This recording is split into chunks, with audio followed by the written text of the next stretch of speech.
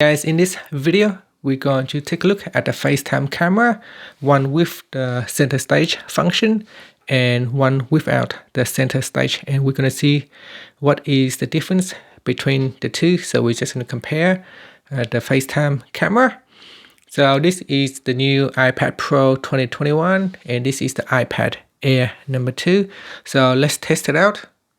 Okay, so the purpose of the center stage is that the camera will follow you and always try to keep you in the frame. So I'm going to move around the room.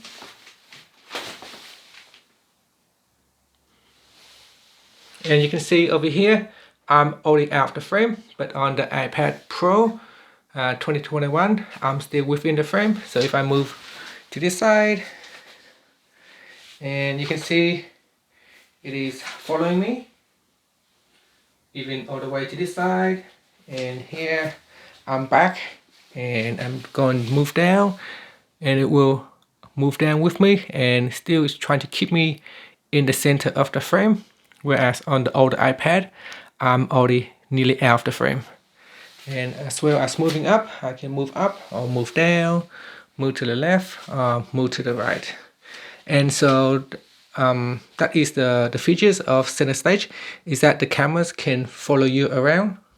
Apart from having the ability to follow you around the room, it also has a brighter camera. As you can see here, the screen is brighter, the picture is more smoother than the older camera, and that's it.